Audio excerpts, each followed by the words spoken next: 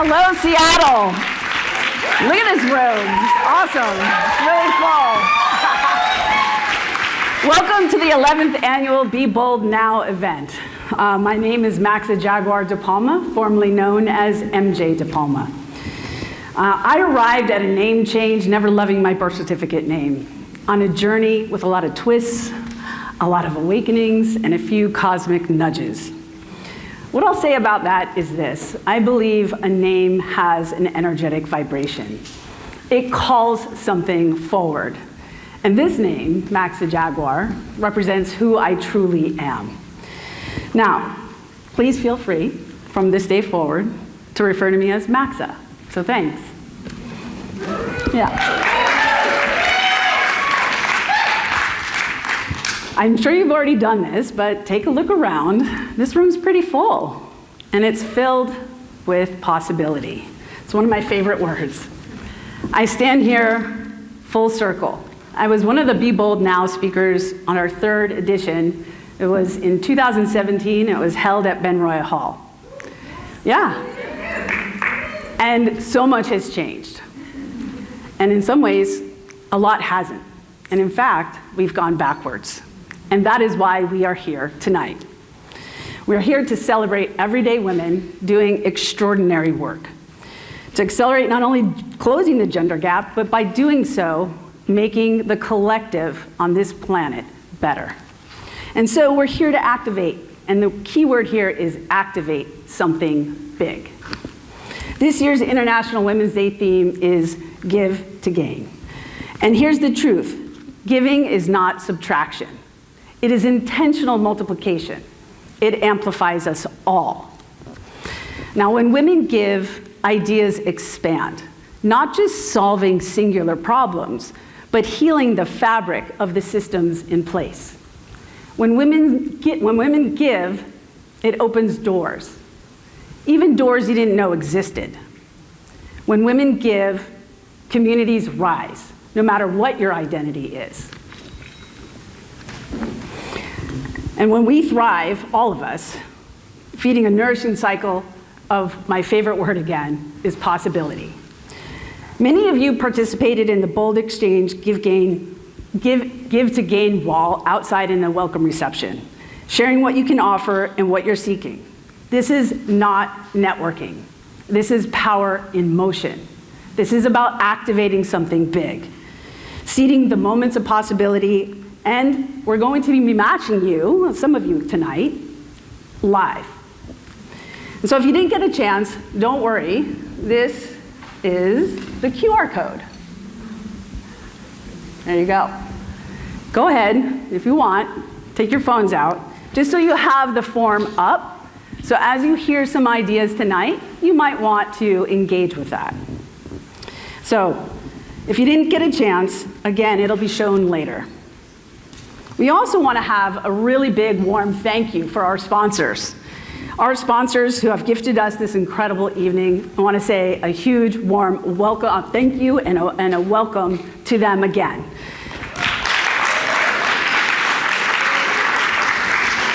Without these sponsors, we would not be able to hold this event. And a big thank you to the Microsoft Alumni Network, our global event sponsor. This year, the Microsoft Alumni Network is not only sponsoring the Seattle event, but the London event and the Paris event. That's right, this event's in Paris and London. Now, we are also thrilled to gain the support of Delta Airlines. Thank you so much, Delta. Thanks, Delta. And we particularly want to appreciate the sponsors who return over the years, like with some fabulous wine. So thank you, Tint Cellars. Yeah. So, but in even hard years, we have so much to give. And we all know that this year has been tough. For many of us personally, for many of us professionally, and for many of us physically. And some of us, it's a combination of all of those. And so we just have to remember that there is so much to learn in these opportunities, these hard times, and that we still can give to gain. And tonight, we prove it. Our opening speaker is redefining how we show up for women in sports and how we show up for each other. Jen Barnes is the founder and CEO of Rough and Tumble, the first purpose-built company to promote gender equity in sports viewing and fandom.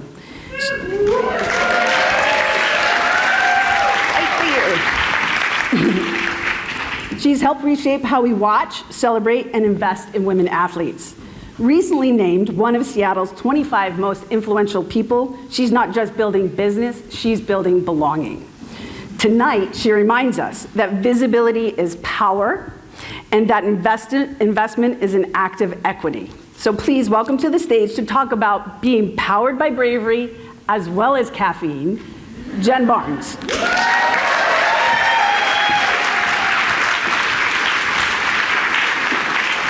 You might go there. Yeah, take care. Hi, everyone. Wow, look at all of you. The room is full. And isn't the energy so great? Just this entire room full of powerful, courageous, bold, brave women. Here, kind of at the beginning of this, Women's History Month, but I see everywhere it's starting to change to Women's Empowerment Month. I like to call it Women's Month all year. So a lot of people ask me the question about how did I come up with this idea to start a concept prioritizing women and women's sports? And I thought I would tell that story a little bit for you today. So it started on this cold, crisp November day in 2021. It was a Sunday. And I got up and I was really excited. I love watching sports. I love watching women's sports. I love watching men's sports. I love soccer, football, baseball, all of it. But that morning, I was really excited. I distinctly remember it was sunny. I was so jazzed. I wanted to go watch the rain. So for those of you who may not know, we have both a men's pro team and a women's pro soccer team here in Seattle. At the time, they were called OL Reign. They're now Seattle Reign. But they were in the semis, and that's all that mattered. They were either going into the championship or their season was done. And we were coming off in 2021, just a little bit more than a year ago, we had watched the U.S. women's national team win the Women's World Cup. Over 1.2 billion people around the world watched the U.S. women's national team win the World Cup, right? And we had two of those stars, two of the most well-known names in women's soccer today, Megan Rapinoe and Rose Lavelle, right? Yes, played for the Seattle Reign. I wanted to go watch this in a bar. I wanted to watch it at a soccer bar. I wanted to have a cold beer. I wanted to have somebody else to make me a burger and deliver it to my table. And I wanted most of all to watch it with other fans. I wanted to cheer and bite my nails and jump up and down in my chair when things were going wrong or right with other people. Because when we're together, we build off of that, right? There's this energy, you get excited, you get sad, whatever that is. It's so much more exciting to watch a game with other people. This is why we go to sporting arenas. This is why we go to live games. And this is why sports bars exist. It's a lot more exciting than sitting on your couch and watching it on your laptop, right? So I wanted this. My partner was like, you might want to call around. Just make sure. Because I was used to not having a women's game on a TV. It's really hard to do. Most places still, when you go to a bar, you have to ask for a women's game to be turned on. And when you get it turned on, it's on the smallest screen in the corner, right? How many of you? All of us, right? Exactly. But I was like, well, this is the semis. It's our team. Come on. Of course they're going to be playing it. But I was smart, and I did make some calls. I started calling all the soccer bars around town, of which we have some of the best in the world, by the way. And every single one after another, said, no, we're not playing it. One even said, who? And I'm like, Seattle Reign, Megan Rapinoe as well. Yeah, no, was the answer that I got. And I felt this sense of anger that was very real and pretty calm. And I just couldn't believe in 2021, at the end of 2021, almost 2022, that we were not playing the semifinal for our National Women's Soccer League, let alone our own team in our hometown. We deserve better. Fans deserve better. Women athletes deserve better. Yeah.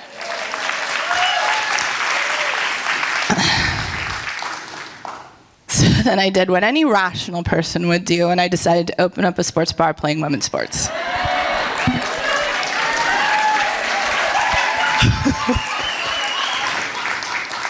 Now, let's just take a moment.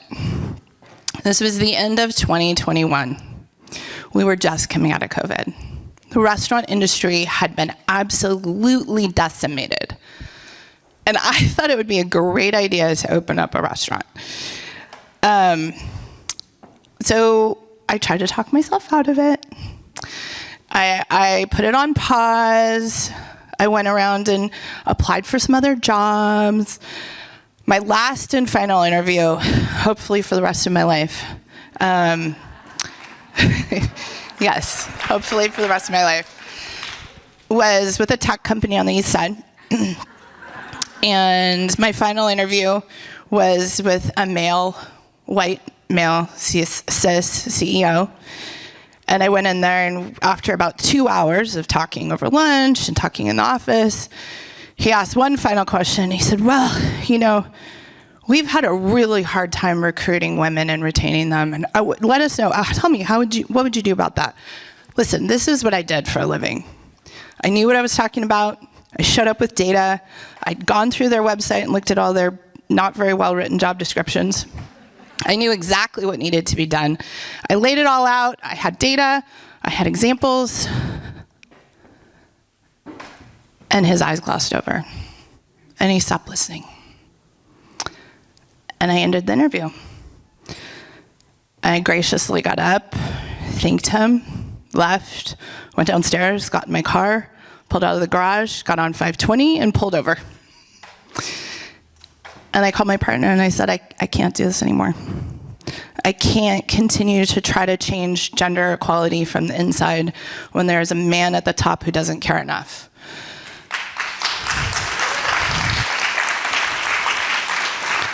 And I distinctly remember saying, I have no idea what the next few years is going to look like. It's going to be exhausting. It's going to be crazy.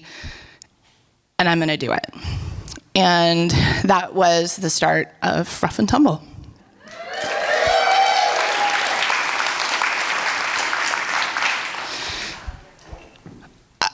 Within a week, I had LLCs, I had legal counsel, branding advisors, just all the things. But the biggest thing was I knew that this wasn't going to be a sports bar, this was going to be a cultural shift. The sports industry is over $2 trillion in size, and it has suppressed women throughout all of it. When I opened Rough and Tumble, women's sports media took up just 3% of all sports media. 97% of all sports that you watched on TV, all content that you got on social media, all articles that you read, absolutely everything, 97% of what was out there was men's sports. Just 3% was women's. So when I opened Rough and Tumble, nobody in the world had done what I was going to do. I made this decision that day, and I started Googling on my phone. I was like, women's sports bar. I was going to look at some examples and try to copy some stuff. There were none. Literally none. Nobody had ever done this. So not only was I up against what we all know to be true, limited funding, limited support. Women receive 2 to 3% of all venture funding.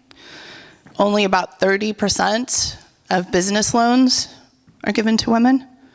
So I knew I was up against so much, and that's taking into account every industry out there. And I was doing something so silly. I was going into the restaurant industry that had just been decimated. It was the highest risk industry that you could go into at the time. And on top of all of that, I was going to prioritize women. That was ludicrous. And it took every bit of bravery I've ever had. I was absolutely terrified. I didn't sleep. I drank a lot of caffeine. I had nightmares and night sweats. And I was terrified because I didn't know how to do this. I knew how to do a lot of it, but I didn't know how to do this because nobody had ever done it. And I just got up every morning and I drank more caffeine. And I kept going. It was a wild experience. As a woman who was often the only seat at the table filled by a woman, as a woman who was often the only woman in the room, over decades of being in the corporate world, I knew what gender discrimination looked and felt like. I knew what it felt like to be constantly convincing other people about this great idea. But now I was in it, and it was mine. And it was so much easier. So, that being said, I had more bankers tell me no than yes, a lot more bankers. I had a landlord who demanded my husband come to all meetings. Newsflash, I don't have a husband.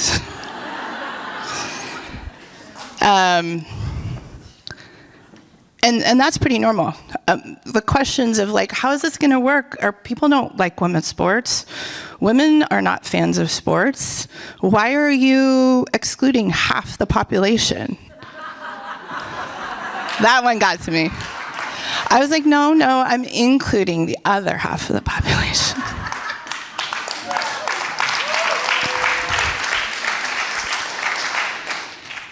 So for those of you who don't know, the sort of standard operating procedure for getting a restaurant open from concept to doors open is roughly 18 to 20 months, 24 months. I did it in 8.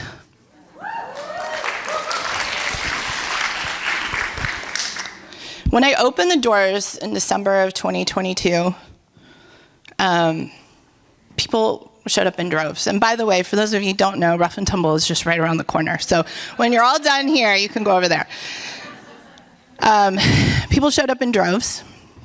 That first weekend, the wait times pretty much the entire 3 days, Friday to Sunday, were 5 to 8 hours just to get in the door. Yeah. And then we went into March Madness. In March, our first one, we turned away, for every single game, we turned away hundreds and hundreds of fans. And then we went into June, which was Women's World Cup. And on average, we turned away several thousand fans per game. We had lines around the block. We were the only place in the world that opened at 3 a.m. to play the final. Not just Washington State, in the world. And in Washington State, you can't serve alcohol between the hours of 2 and 6. So we got to get really creative. We had a cereal bar. We're still famous for that. It was like all you can eat Captain Crunch. It was amazing. But then, and this is the thing that I was especially proud of, in October of that, full first year. So we hadn't even been open a year yet. That October, the Reign were in the championship. And it felt like we'd come full circle. So when I opened, nobody was playing the Reign game. And in October of 2023, we clocked on nearly 60 watch parties around the state.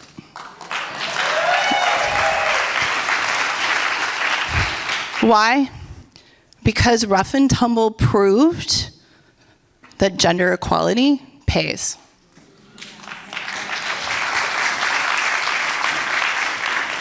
Every time we turned away fans at our Ballard location, we sent them to all the other bars.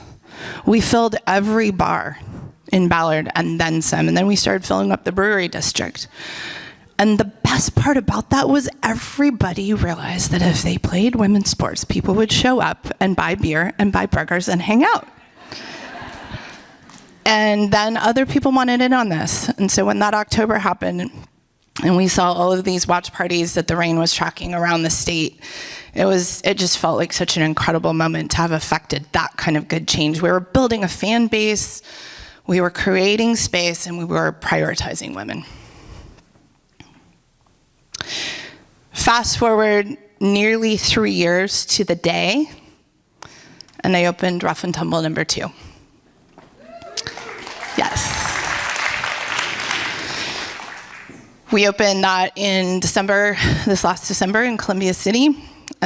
She is doing incredibly well. She is thriving, and to say that 3 months in is shocking. For those of you who have been to Rough and Tumble, you know she's big. She's almost probably as big as this room. We seat 255 people for a big game. And Columbia City is a lot smaller. And like a third of the size. And she's still doing 80% of the sales as the original. So we're doing okay. But above the successes of Rough and Tumble, we've seen a lot of change in women's sports over the past few years. And I have the privilege of being able to clock these by seasons of sports. So we're going into our 4th March Madness. We just had our 4th Super Bowl. And each one of these, I get to see these seismic shifts in women's sports and women's sports fans and women who are sports fans, because we cater to all of those. And they're each distinctly different.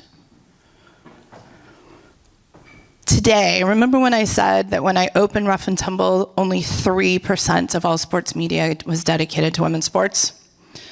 At the end of last year, it's gone up to 20. Right? Right. It's estimated this year we'll get up to 25.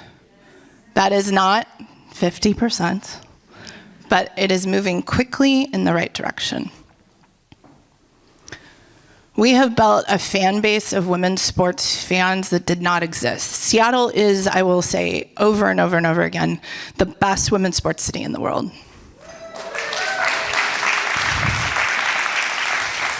We are the only city that has 3 professional teams. We have the Storm, we have the Rain, and now we have the Torrent. New York likes to claim they have all 3, but that's partially in New Jersey. So I'm going to take it all for Seattle. But the bigger thing is that we started with the WNBA. We are one of the first teams ever in the NWSL. So we are now on like 2nd and 3rd generation of women's sports fans here in the city. And it shows. And one of my favorite things of all about Rough and Tumble's success is that we have already watched young girls and young non-binary and girl-identifying kids come in and know that they belong in sports. And this matters because girls start dropping out of sports at a very high rate by about the age of 12 or 13. If we don't keep girls playing sports, we will lose leaders. Because as they leave, they stop gaining those opportunities to learn about leadership and courage and bravery and teamwork. And the boys who continue on in sports learn those, and they gain the skills that help them become better leaders.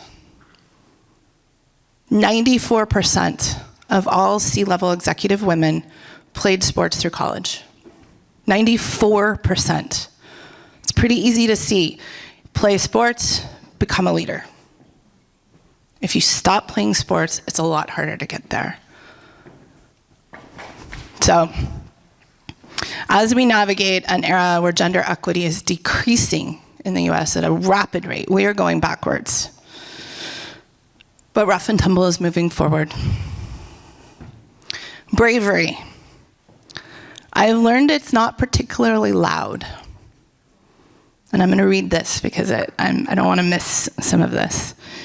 Bravery is joyous. It's steady. It's a quick gulp of air. It's shutting down self-criticism. It's moving forward anyway when you have absolutely no idea what you're doing. It's being completely terrified and doing that thing anyway. It's listening to your intuition. It's calm. And it's often powered by a good dose of coffee. Thank you so much.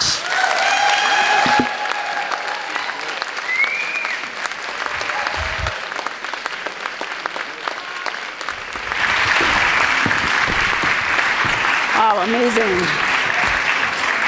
Some stories don't just inform us, they move us to act. Kristen Smith Daly has spent years amplifying refugee voices through law and storytelling. As executive director of Their Story is Our Story, she turns lived experience into collective responsibility. Tonight, she sits down with Roeda Jambaz, youth specialist, entrepreneur, and future chemical engineer, whose journey from refugee to change maker embodies resilience and reinvention of ourselves that we can learn from. Please welcome to the stage Kristen and Roeda to talk about the weight I learned to lift.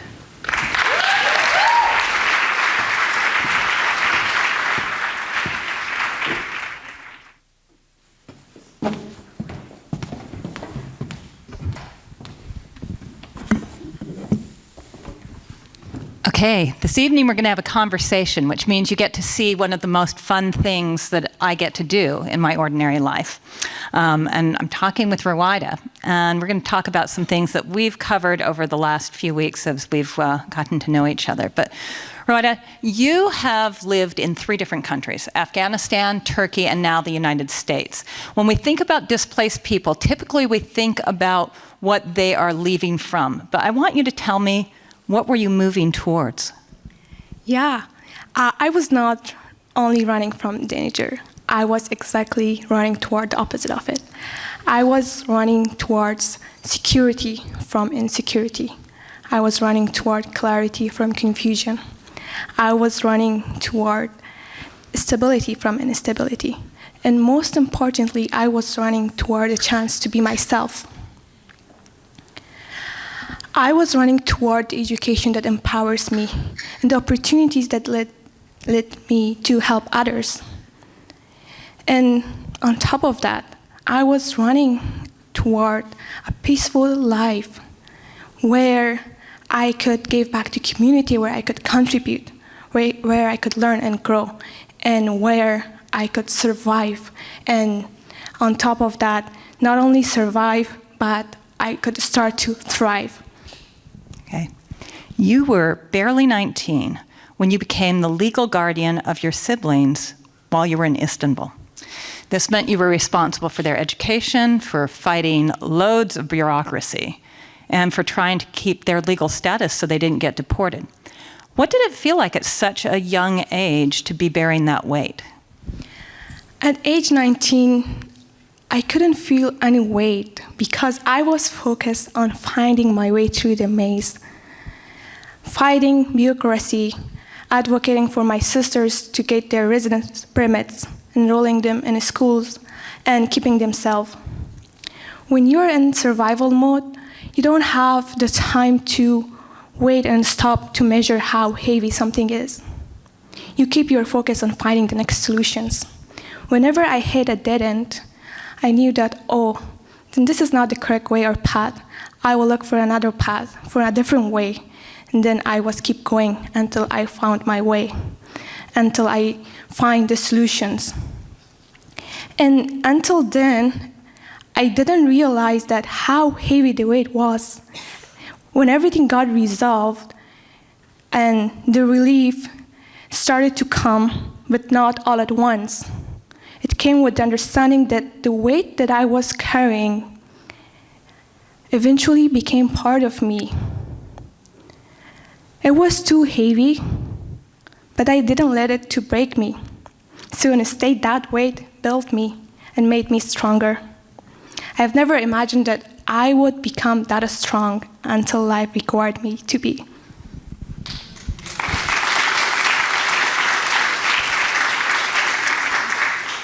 When we first talked, you said something that I've never been able to forget. It was, once you leave your country, you will always be homeless. You know, we are watching and witnessing an onslaught of cruelty aimed towards immigrants and refugees right now. From revoking legal status, to freezing our asylum system, to putting an indefinite pause on green cards and work permits for people from 75 countries, including Afghanistan, and indiscriminate actions by ICE aimed towards mass detention and deportation. So let me ask you, what does that kind of uncertainty do to a person? And how do you build a life anyway?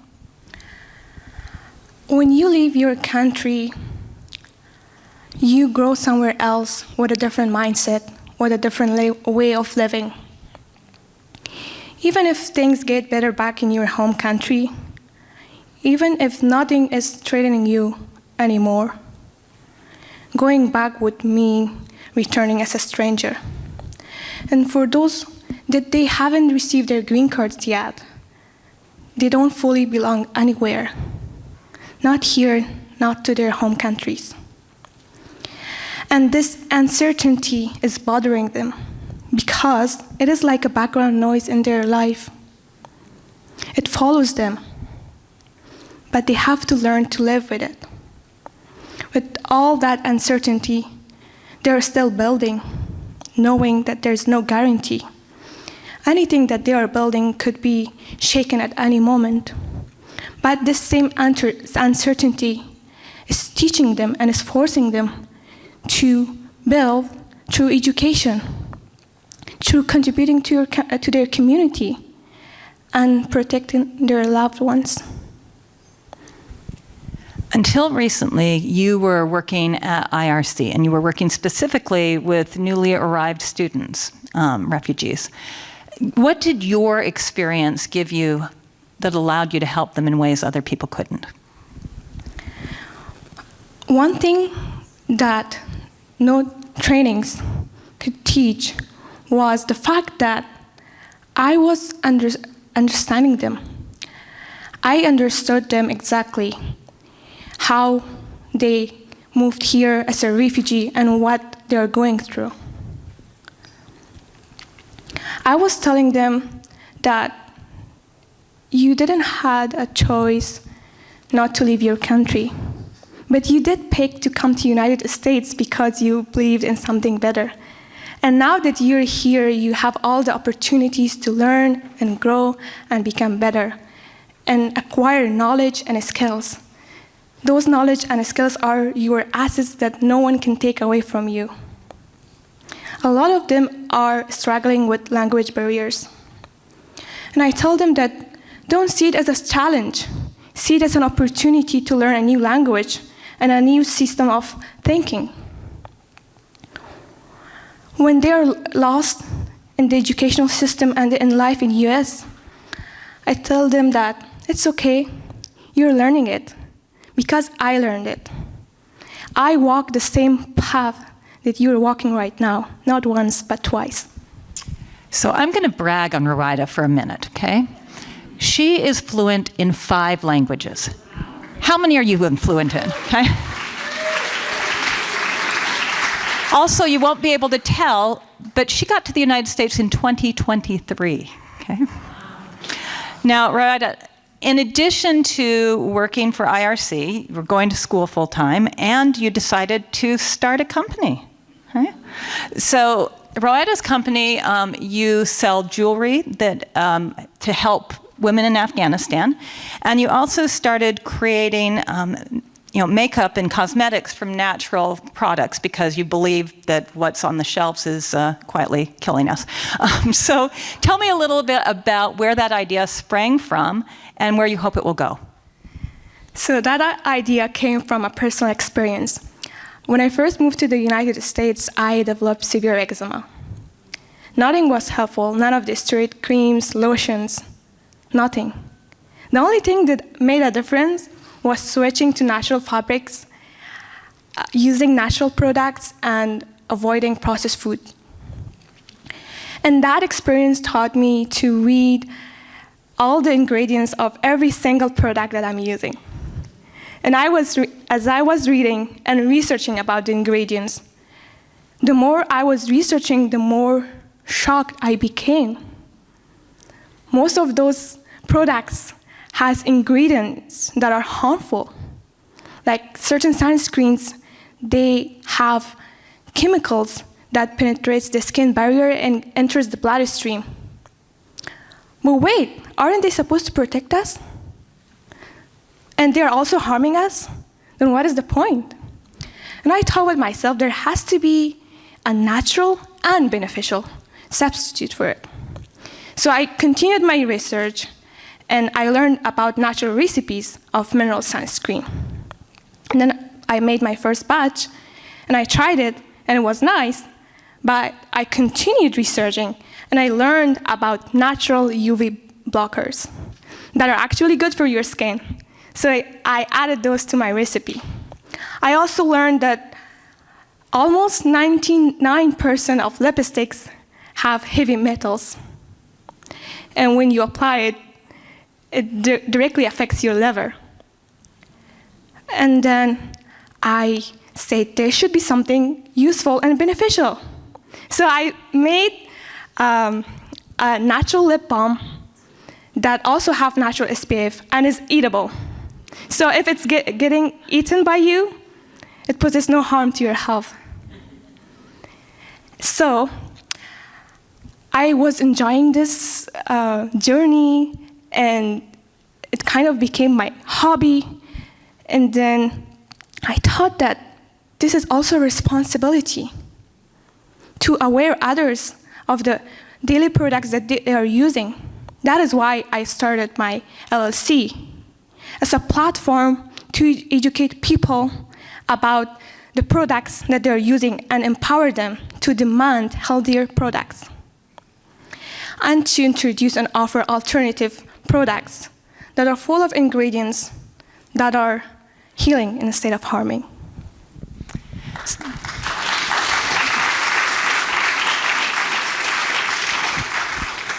So you've recently changed your degree to chemical engineering so that you can base your company on, a scientific basis. I know you are not risk adverse, but this is taking a big bet on yourself. How do you do that when the ground beneath you is constantly shifting? Yeah, it was a hard decision because I initially started to do electrical and computer engineering, and I took most of the classes. But when I saw that I'm enjoying, formulating natural cosmetics, I thought that I should change my degree to chemical engineering and learn what I love to learn and do what I love to do. So it was a big bet, but it was a bet on something that I had control over. My knowledge, my skills, that is irrevocable asset. And despite the uncertainty, this decision is leading me toward getting the stability I was looking for. It helps me move toward the life that I was looking for. It adds so much purpose and meaning to my life, to help and give back to community, to honor nature, and to research ways that sources, manufacturers, produces ethically, that is harming nobody. That is not only harming nobody, but is also beneficial for the environment, for humans, for animals, for everyone. And my ultimate goal is to research those things. And definitely there are natural products, natural substitutions for all toxic things that are in the products that we are using. And then I want to cooperate with big corporations and share my knowledge with them, and also persuade them to use these safe and beneficial methods and ingredients in their products. Okay, one last question. You are in a room full of women who build things. What would you say it actually takes particularly when you're facing a lot of uncertainty? When there's a lot of uncertainty, all it takes is adaptation, flexibility, but also community. We are all a community here. We have different sets of skills, different strengths, different gaps, and different life experiences. So let's stand together and fill the gap for each other, because individually, no one can be perfect. But if we work together and share our skills, our knowledge, and fill in the gap for each other, we can become almost perfect collectively.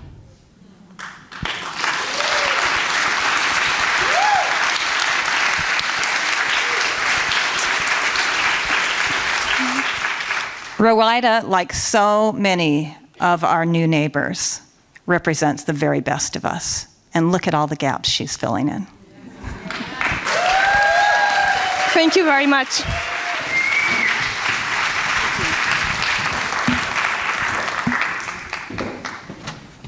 There's three. We're supposed to have three up there now. Right now? No, they're going to pass it. Oh, they're going to give them this one. Okay. Sorry, we had a problem with the clicker. It's not advancing. There we go. All right, great. All right, the future is not waiting politely. She is pitching ideas right now. Be Bold Girls empowers young women to find their voice and use it boldly and create meaningful change for our best collective future. After a hackathon and an accelerator journey, 3 teams are here with bold ideas and bold asks, because Give to Gain isn't theoretical. It's intergenerational. There will be a QR code displayed for each of these 3 ideas. The QR code will be the same on each of the slides as these young women present their ideas. So we really hope that you engage with the QR code and support with anything that you can do, whether it's mentoring, anything that comes to mind as they speak. So it's a super simple form, and I would love it if we show these young leaders what being bold can do. So a big welcome to them as they approach on the stage. So we have Sharayu, Mehek, and Satvika. You can stand up here. Very good. There you go. Hello everybody, my name is Sharayu and my group's name is Experiform. Our goal is for students to feel commitment and understanding for what they want to do when they're older. When you're in high school, you're often told find good internships, but rarely told what that means or how to even do it. When you spend countless of hours applying just to realize you only know surface level information and this genuinely isn't for you. This happens to many college students as well. They choose a major and expectations are not reality. That's why we created Experiform. Experiform's goal is for students to dip their toes in new experiences in different ways. Instead of calling them internships, we call them discovery pathways, which is more of a real-world experience where they learn with mentors and different teachers who explain to them what it really takes to do that specific career. As a high school student myself, it's not just about reading, but really understanding what it needs to do to be that certain career by asking questions. That's why we believe we don't want just a path. We want people to discover it along the way. With this type of program, students will be able to gain confidence and clarity for the future. Before I end, we have one ask for you. If you're a mentor, school, or organization who believes they have something to share with girls or anybody and help gain their confidence, by becoming a mentor at Experiform, you'll help girls gain confidence and clarity for the future. With your support, we can turn confusion into clarity and make career exploration standard.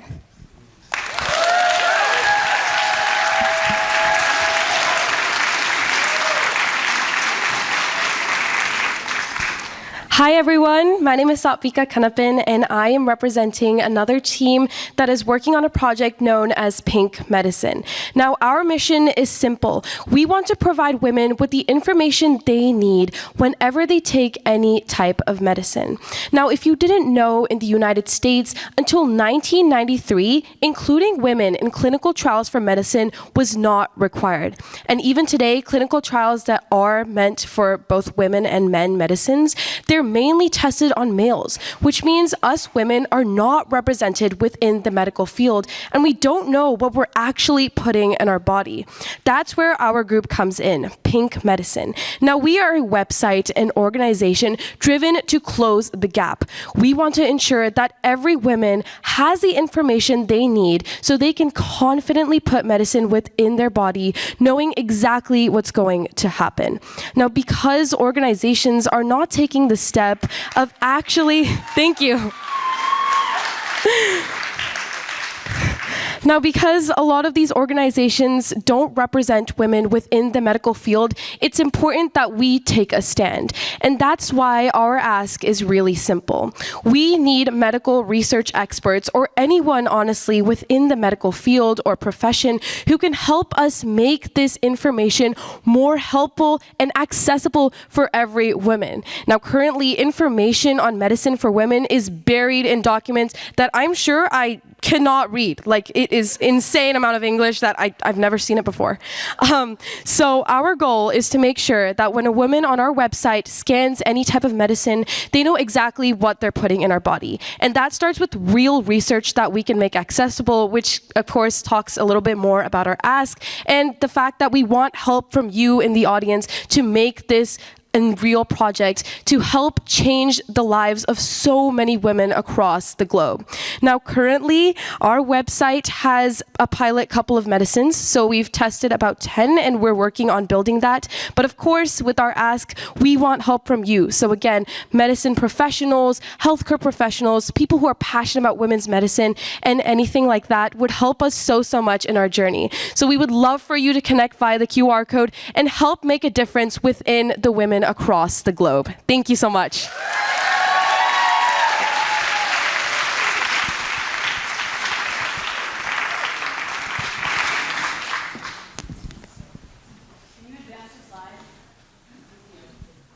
Hi everyone, I'm Mehek and I'm part of the team Kit Creators.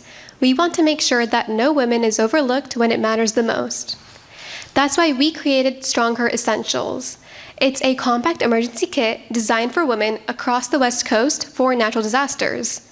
We're working towards a future where women don't have to choose between safety and dignity.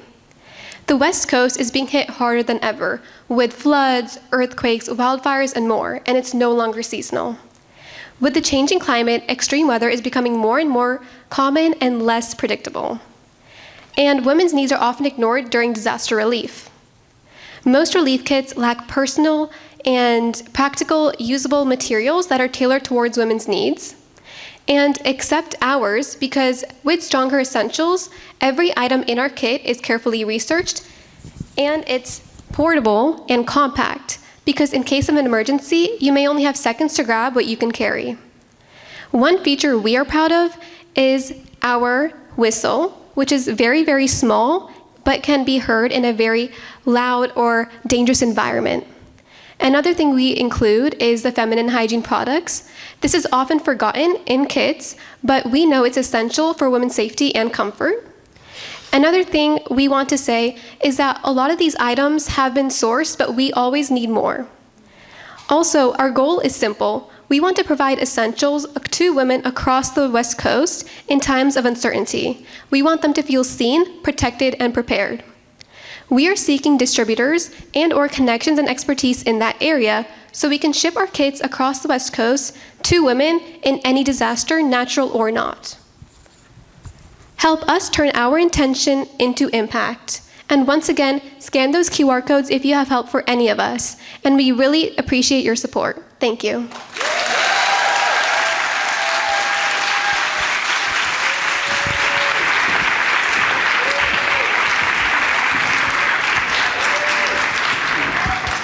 Now, who here thinks that these three should start a consulting business doing speaker coaching? Amazing. All right, equity is not a side conversation. It is the main conversation. We are talking about building a world that supports thriving lives for all. We need to be focusing on designing equity. Dr. Nwando Anyauku is a physician executive who has led health equity and clinical innovation at one of the largest organizations in the United States, working at the intersection of AI, tech, and health outcomes. She understands something very critical.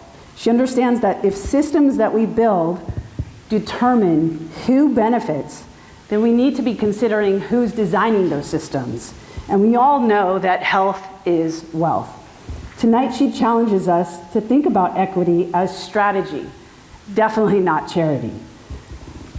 For Untranslated, Why Your Story is the Best Medicine, please welcome to the stage Dr. Nwando Anyauku.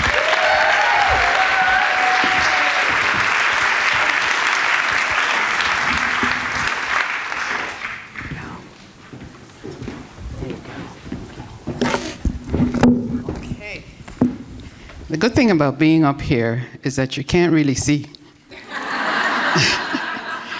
But first of all, can I just get a shout out to these young ladies who just left the stage? I'm so incredibly proud of them. And I want to take a few minutes today to talk about our voices, our input, how we make a difference and how we bring equity into a healthcare space, and really into every space.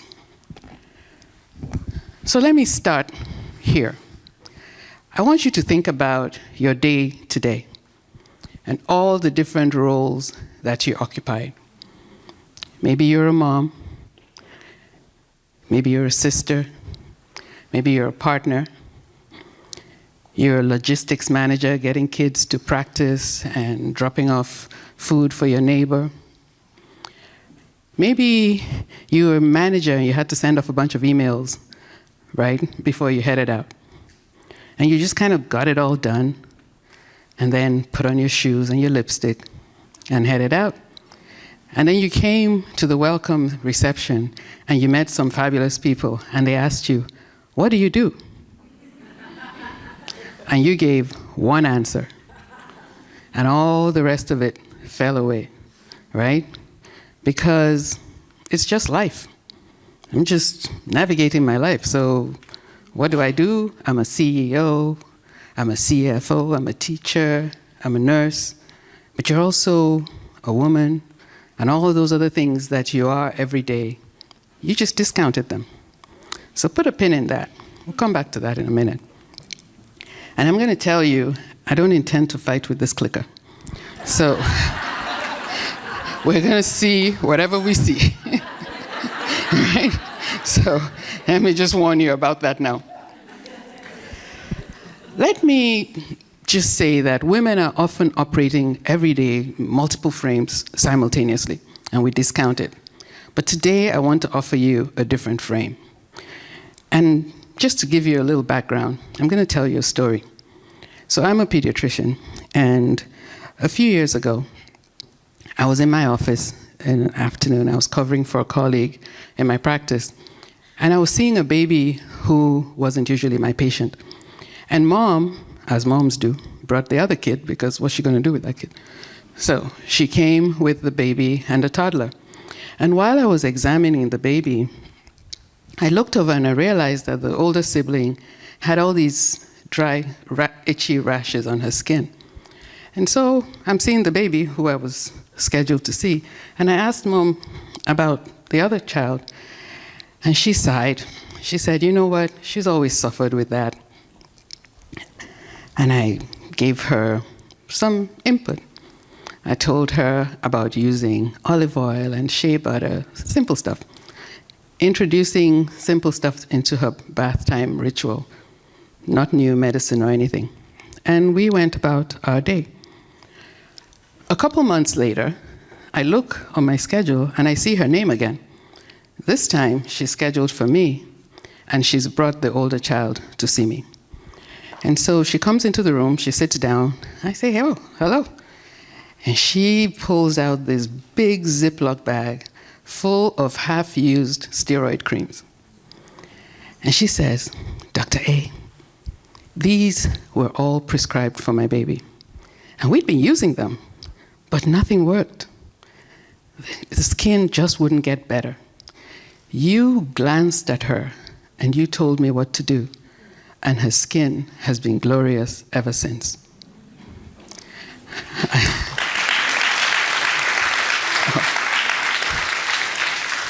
A day in the life of your friendly pediatrician.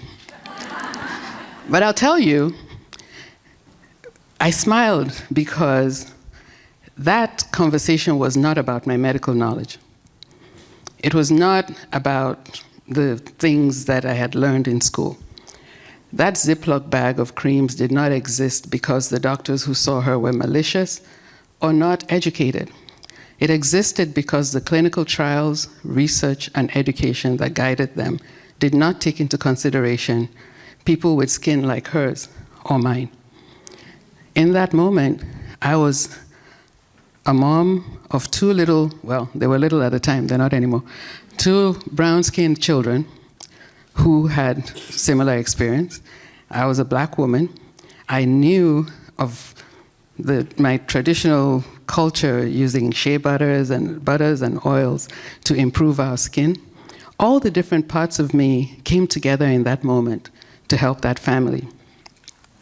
And I think about, as we're now getting into the age of AI, if our voices are not there, how many more Ziploc bags of all sorts of things are we going to be creating?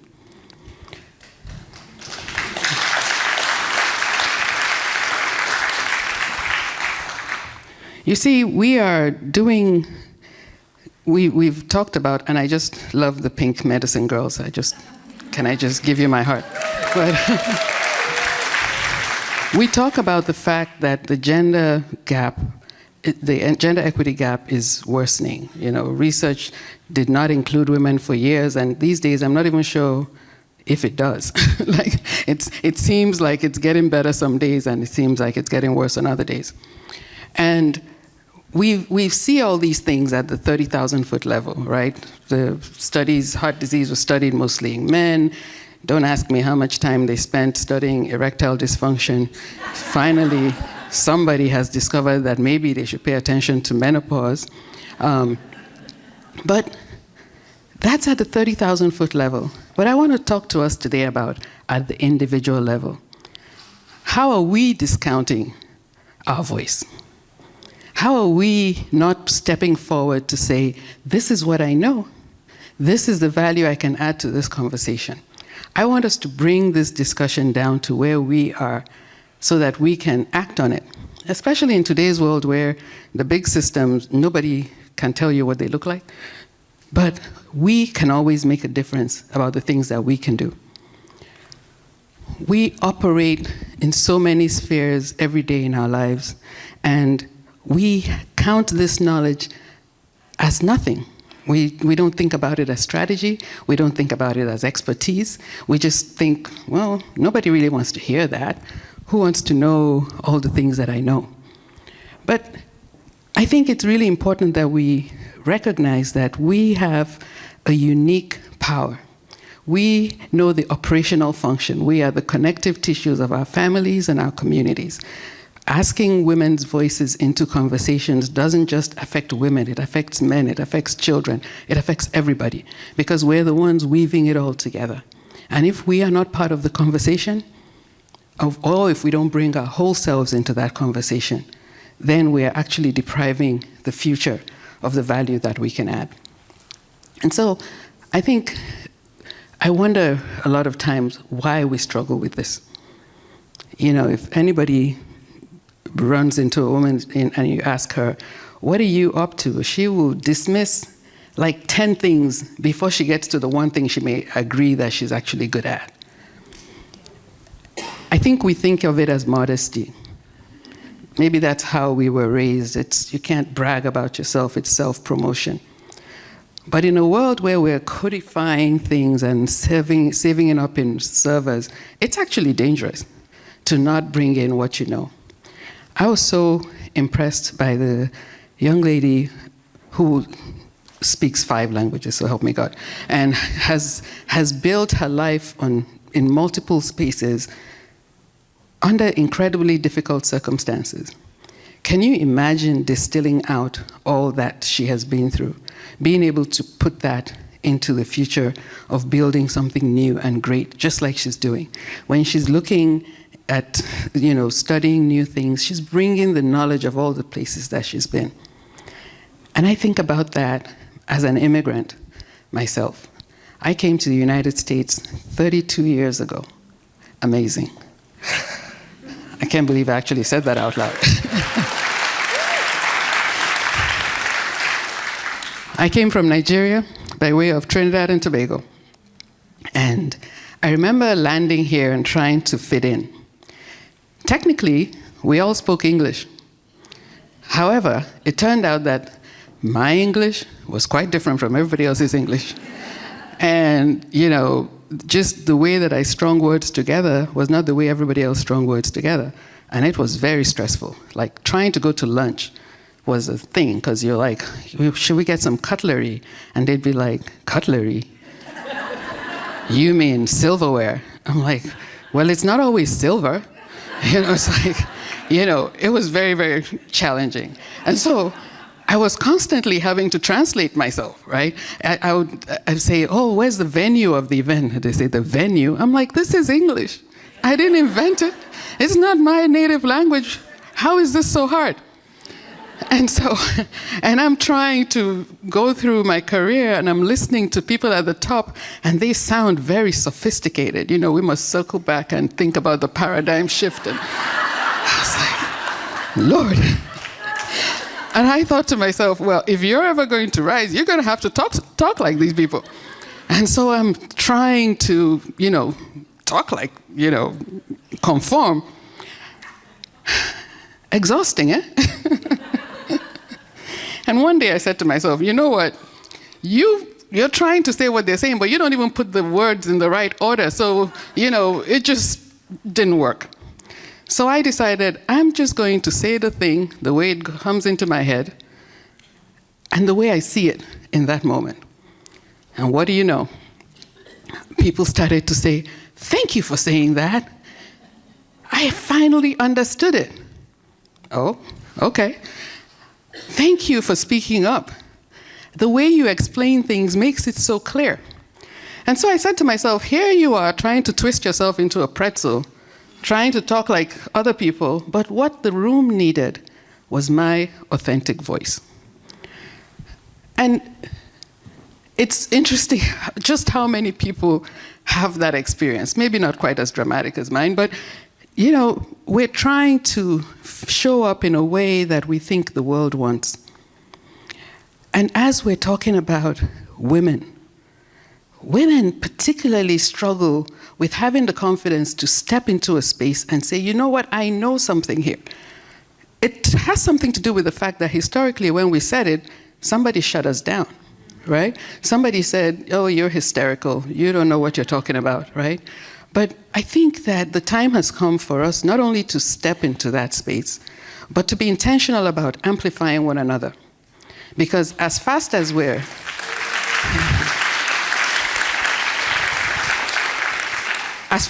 going backwards, the only hope we have is really to be intentional about entering and just claiming space and going forward. So what do we do with all of this information and these ways of thinking? I, like most people, had to fight a battle to figure out how to own my voice and how to step into spaces and occupy them and just be like, deal with it, here I am. But it wasn't easy. And it required me to think of a framing around how do I go about it. And what I recognized was that the first person that I had to tell the story was me, right? I called this journey becoming the CEO of me, recognizing myself as an entity, and that wherever you place this entity, it was fully formed, fully actionable, fully agentic before AI. So, But first I had to believe it. Before you can tell your story, you have to believe that your story has value. You have to believe that you should not apologize for whatever you've been through. Whatever life journey has given you is part of what brought you to this moment. However difficult, however painful, sometimes you think there's shame attached to it, but all of it is of value. And you have to own it, believe it, and that's the first step. Because until you own it, you can't tell it. Until you believe it, you can't sell it. And you must sell it. Because you hold the key to those blind spots that we have in data, in society, in innovation. You hold the key, and if you don't believe it, you can't sell it. So the first thing you have to do is say, you know what? I'm going to stop wanting to be somebody else. I'm going to celebrate all that I am and the fabulousness that I bring into the world, right? You have to tell yourself that. And I got to tell you, that's not an easy conversation to have. It's really not. So sometimes you have to practice it in the bathroom and in the hallways and behind the wall and keep going at it until you believe it. Write it on a 3x5 card. Tell yourself that all that has brought you to this moment has value. And then, once you believe it, now you have to tell it, to share that story. Tell it to the people that you work with. Tell it to your family. We're used to telling stories to our children. You know, you come from great stock. You come from a line of people who do X, Y, and Z. You know, when things are hard, we are the Smiths, the Jones, whoever we are, we go forward. You need to tell that story. Tell it at work, tell it to the public, tell it every chance you get, right? It's not bragging. It's creating the narrative that fills in the gaps, especially as we're building new things. And finally, trying to tell your story and own it is much easier when you have support. So round up your team, your tribe, your mentors, your sponsors. Get a coach if you need one. Get who you need to support you on this journey, because it's easier to stay the course when you have a team around you. I just want to give you one last story. I think I came to Seattle a while ago. I'm going to stop counting years. It's depressing. And I met this couple who came to see me with a new baby. And they were talking about their doula. And I'm looking at them like, okay, I know about doulas from Nigeria, but I didn't know that you had a doula after you had the baby. You already had the baby. Why used to have a doula? And they said, well, the doula comes over a couple times a week, helps us bathe the baby, and teaches us how to do things. And I said, oh, that's omugo. Omugo is a practice in my culture when you have a baby and your mom or an older female relative comes to stay with you to care for the baby and show you how to do things. And so it immediately made sense to me, and I was super excited by it. And because I understood that, I was able to, a couple years later, help develop a doula program in my institution, which ended up winning national recognition for being a best practice for caring for newborns. I could translate the value into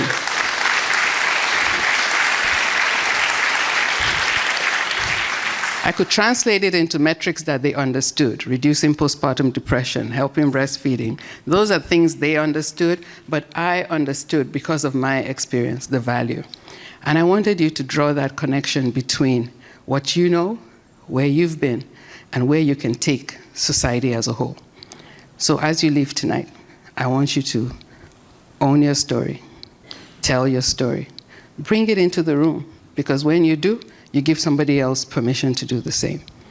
And that's how we change things. Thank you.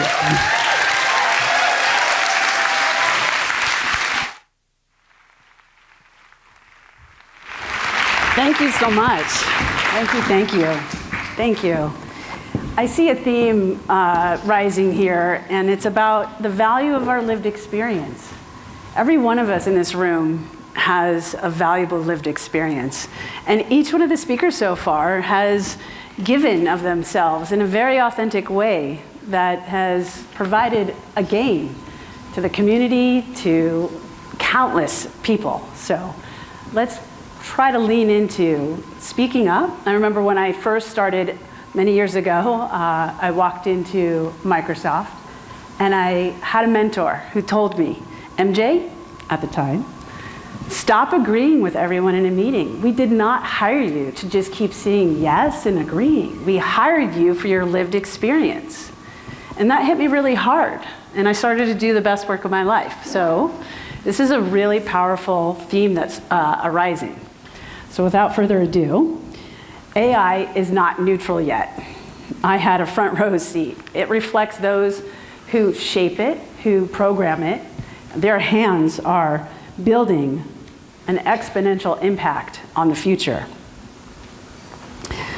Rebecca Bastien has led at Zillow, Glowforge, and now Empathic, where she's focused on keeping humans safe in the age of AI. I think I'm going to have you guys control the slides from now on, because I can't get it to go, and when it goes pretty fast. So I'll let you, thank you so much.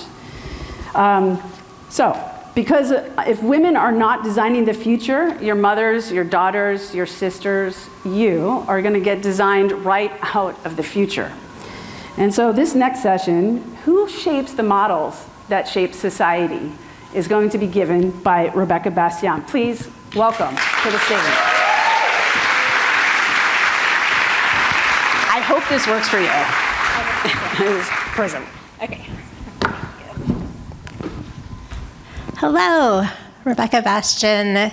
Glad to be here. As you just heard, I'm the Chief Marketing Officer at Empathic. And Empathic is a really cool women-founded AI safety company.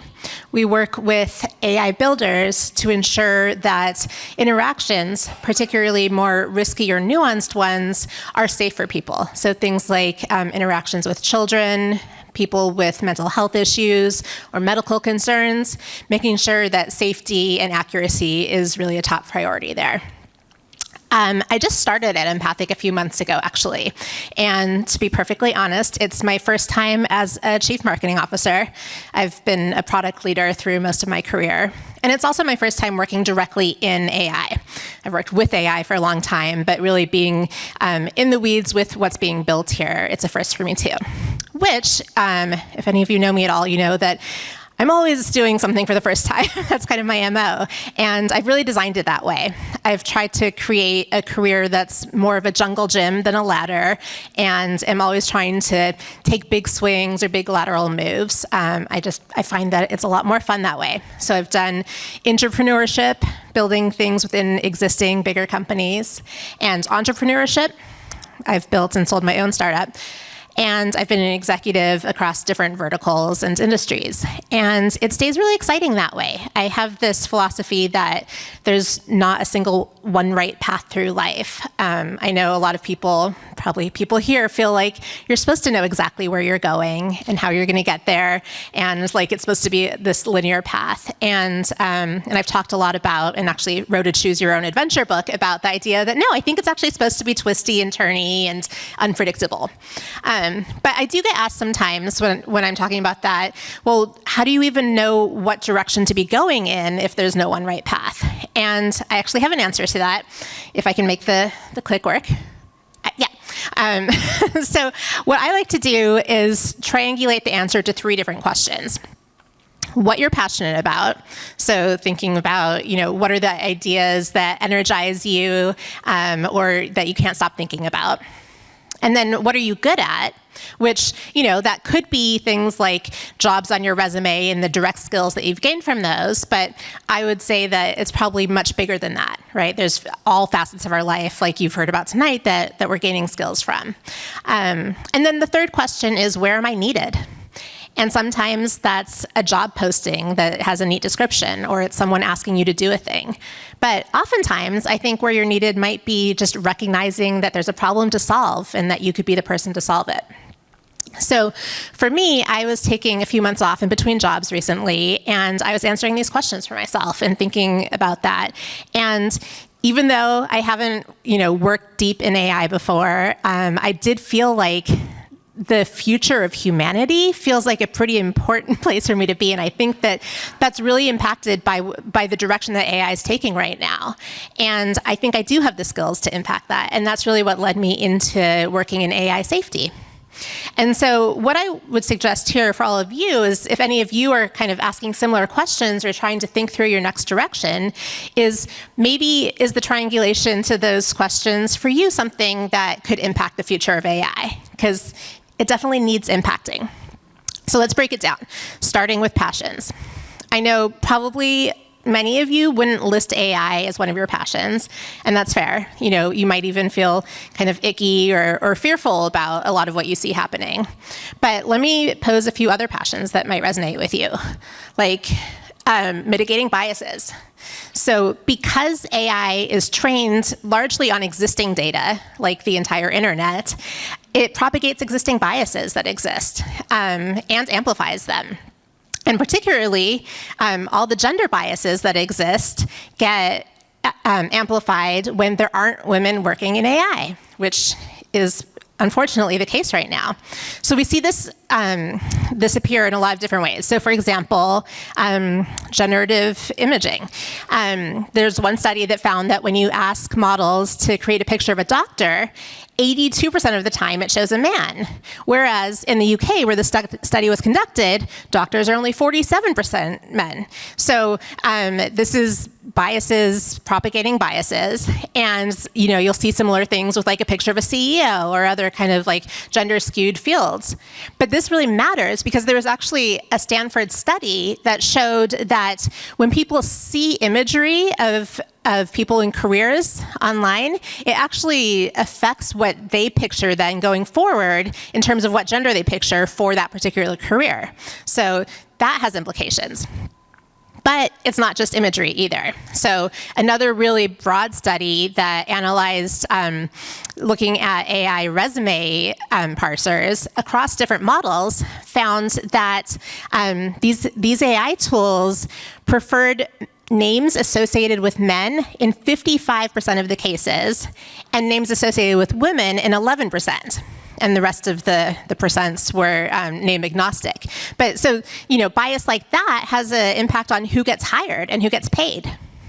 And then, as you've actually heard a couple times here tonight, biases in healthcare. This is huge. AI in healthcare tends to yield worse results for women time and time again. So one study that I was looking at showed that when an AI model was used to analyze blood tests to look at liver disease, that it missed twice as many cases in women as it did in men. So you can see how this starts to propagate into like life and death results when these biases aren't addressed. So feels like something to be passionate about, right? Another passion that I certainly have is I am passionate about being paid equitably. How about you? Obviously, there's already an existing gender pay gap, but there's a huge risk of that widening even more with the future of work as it relates to AI for two reasons. One is that women are underrepresented in the AI workforce, and AI jobs are going to be a lot of the most lucrative jobs in the future. And two is that AI-driven job displacement is disproportionately affecting women. So actually 30% more women than men are losing their jobs over things like layoffs due to restructuring, due to AI automations. So clearly that has a really broad impact. I like the phrase, I think we've all heard before, that nothing bad happens when women have money. I agree with that. And I think that and right? And so more women working in AI means more women having money, and good things tend to come from that. Another passion for you, I don't know if anyone can do this for me, but impacting the technology itself. So as you think about what the world looks like as AI becomes more powerful and more omnipresent, there's a pretty big range there. I think it goes from like really helpful, like positive impacts to like completely dystopian.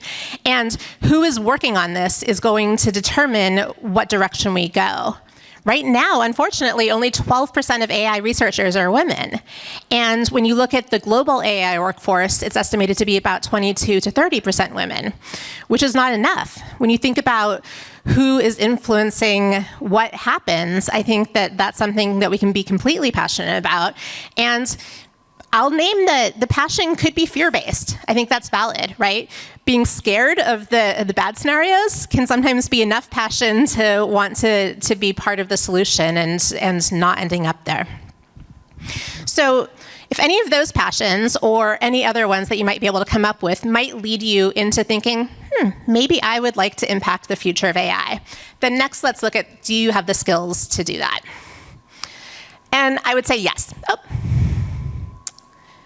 Well, I would say yes, and there's some slide behind me about it. Because AI is taking over more of the logical, the things that can be automated, the predictable things. That means that the uniquely human skills, things like empathy and compassion, and things that were originally coined like soft skills, those become more important than ever. And so it's not just about being able to go deep and build in that space, but being able to interpret the human side of things. We actually see this at Empathic. We have this pool of thousands of mental health experts around the world, and we work with them to help ensure that AI models are keeping humans safe. These are not AI experts at all. They're human experts, and it's that expertise that is completely needed to understand those nuanced interactions. Another thing that could be a skill that you bring to the table is strategic problem solving and creative thinking. So because AI has been trained on existing ideas, it's not as good at coming up with new ideas. And that's where you come in. And actually, I think that's kind of where I shine in the space too, is being able to think of ideas that haven't existed yet and how those might be brought to fruition. So it's, I don't know, I think that's something that all businesses need, and then probably there's a really wide range of roles that can lead to that kind of transferable skill. One more skill for you, and this one's for the parents in the room. Are you good at raising children? I mean, we're probably all screwing our kids up in lots of ways, but also we've probably all built up some skills too, right? And that same kind of skill is what's needed in building AI. So things like building, training, prompting AI models, a lot of different experts have likened that to raising children because there's a lot of similarities there. So things like teaching somebody how to learn, or teaching how to understand right from wrong or morality. These are really nuanced things that I think we learn from parenting. I actually think there's a lot of ties there to people management as well, which is another skill that many of you might bring. So my point is that at this point, with AI being so prevalent, it doesn't mean that you have to have deep AI skills to work in AI or to really impact the future. There's so many different transferable skills that we can all be bringing, and really all lines of the business require that at this point. So, if you might have been convinced that you have some passions that could lead you to wanting to work in this space, and that you might have some skills that could help you do so, then I'm here to answer the final piece of the trifecta, which is that you definitely are needed. History is literally being made right now, and it needs a much more diverse range of people working on it in order to be on that right side of history and create the future that we're going to be living.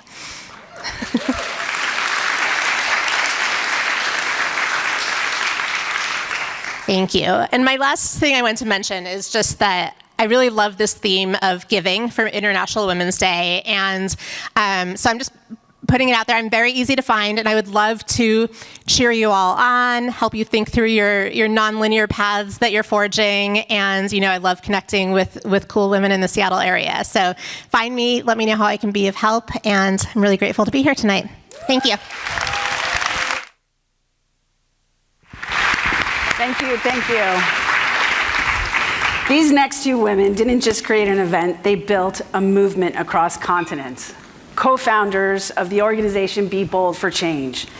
Kate Eisler and Nikki Smith believe bold action is contagious by wielding our vision in a wider scope for what is possible.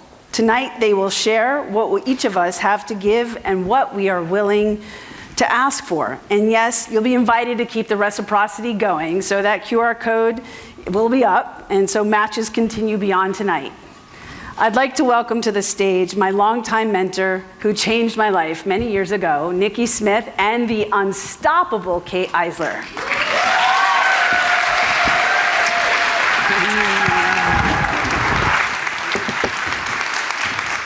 Oh my gosh, 11 years, and it never gets old, right? For me, it never gets old. Many of you know, okay, I want to just say I've already cried. She has.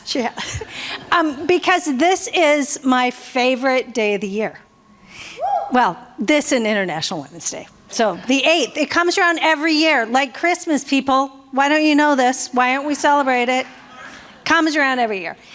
And I am so thrilled to be in this room with this warm, this powerful crowd. So a few notes about that. And you know, this is a special time for us, and many of you know that Nikki and I usually sort of ground things with data and talk about where we are. We know where we are. And so I want to talk a little bit today and expand on some of what you've heard. And really, and there. As if by magic.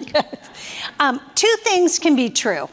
You know, we're living in a time where we hear a lot of information, a lot of bad news, right? We've lost some major challenges in affirmative action DEI.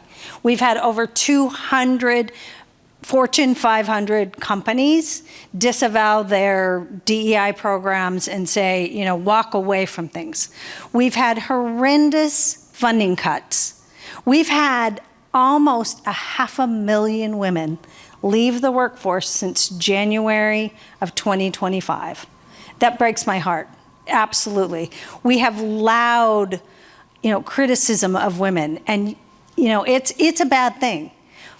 But I also think that if I look around this room and I look around to the community of women that we all know that are inside this area, that are outside, that are globally, it's not all bad. There's some other things happening. I can tell you that underground, 90% of those companies that disavowed and talked about their DEI programs have renamed, re-strategized, sort of come up with a different way to think about those programs. And so they're continuing those programs. And those of you who work in corporate America, I would say, look a little harder, because they're under pressure globally, because the United States is doing very different things these days than the rest of the world. So, some of those things are still happening. We've also had private and community people come in with funding, and we know the big ones, but there are small acts always happening every single day. And so don't be disheartened. If we have the data, which you've heard a lot about tonight, if we have that and we see that's happening, don't get discouraged. We've seen women here tonight, that are really building businesses and driving economic prosperity. Thank you, all of you, for doing that. I know that it is tough firsthand. I know that's tough, but we're going to continue to do that. And so I encourage you to do that. And don't give up. Don't lose hope on what we can do. So know that there's bad news, but there's optimism too. So don't leave that out. And then just quickly, next slide, Nikki. My magic. There are things that we can all do, and I want to encourage you to do that. This is not an exhaustive list, and if anyone wants to talk about it, I have lots of things that I think you can do. But I would encourage everyone, speak up. Don't be afraid to speak up. Think about the language that you use, but continue to speak up. You can really look at how you be inclusive, how you encourage diversity every day those of you that hire, look for a diverse group of people you hire.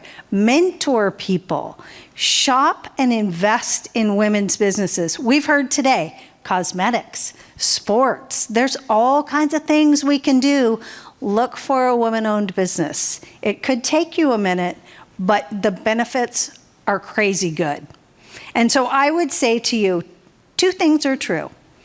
Bad news, we're moving backwards in some ways. Good news, women don't give up very easy. And so continue on and move forward. So I'm not going to be Debbie Downer anymore. You promise? I'm done. Yeah. She's done.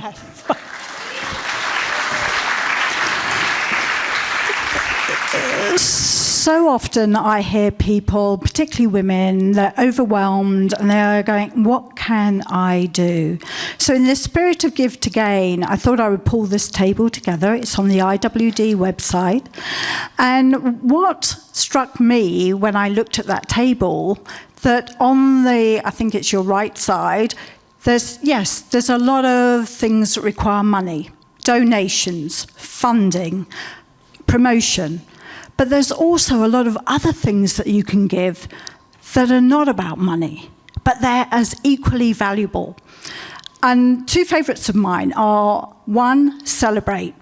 That's what Be Bold Now is all about. It's about providing a stage, a forum for women who are doing extraordinary things, to shine a light on them, to celebrate them, to promote the work that they're doing.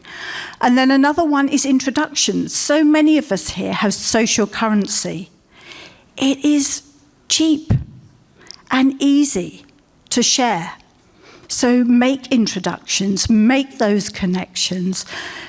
I always value my Microsoft network. I worked there 26 years. That's a treasure trove in connections. Be Bold for Change exists in the US, UK, and France because of my network.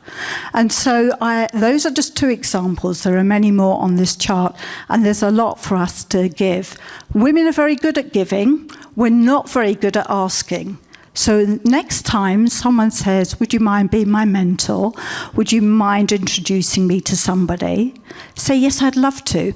In return, in exchange, could you help me? I want to build an AI agent. Can you help me look at my social media strategy? Can you help me give feedback on my new product? We need to ask for what we need. It's a fair exchange. Give and gain.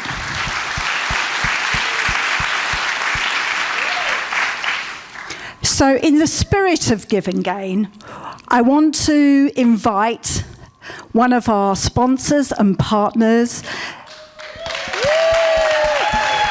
who almost doesn't need an introduction, Emily Parkhurst, the brilliant founder of Formidable, and she's going to share something that she's working on this year. Thank you so much, ladies. I have to say, I'm coming away from tonight with a desire to go to a shoe store. Like, there are good shoes in this room tonight.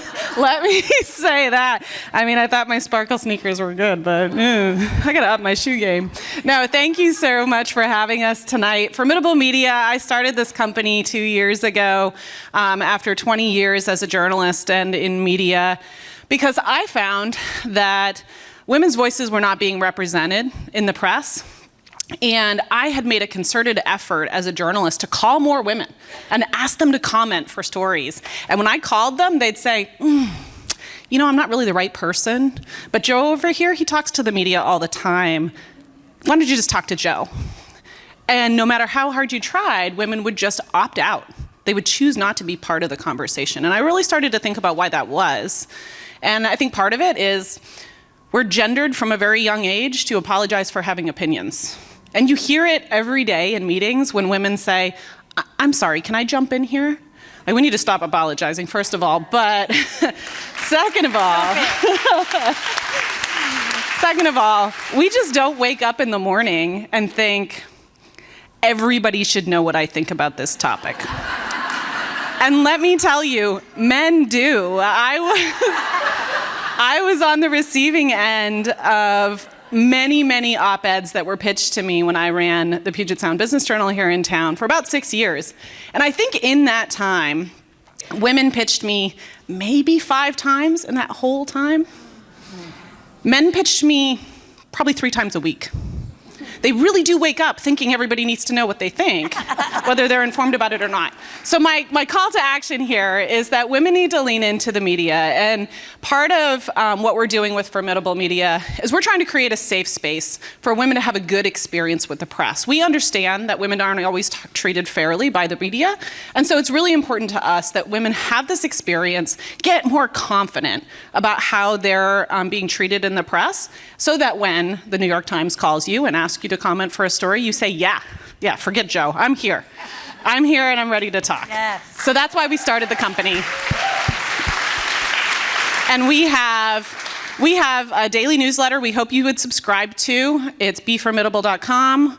And we also have a podcast. And the great thing about tonight is that every one of the speakers tonight will be featured on our podcast. So please subscribe to the Formidable podcast. It's going to be great. And then my give to gain is something that is really important to me. So we know there's been a lot of layoffs in the Seattle area recently and kind of beyond, and a couple of the speakers spoke to this. So on March 27th, I am gonna offer a free media training and personal branding strategy. It'll be a virtual session. The Be Bold folks will send this out with all of the information, but it'll be with me and some other people in the media to talk a little bit about how to think about the press as a way to grow your career and expand your opportunities. And I think that will be a really fantastic session.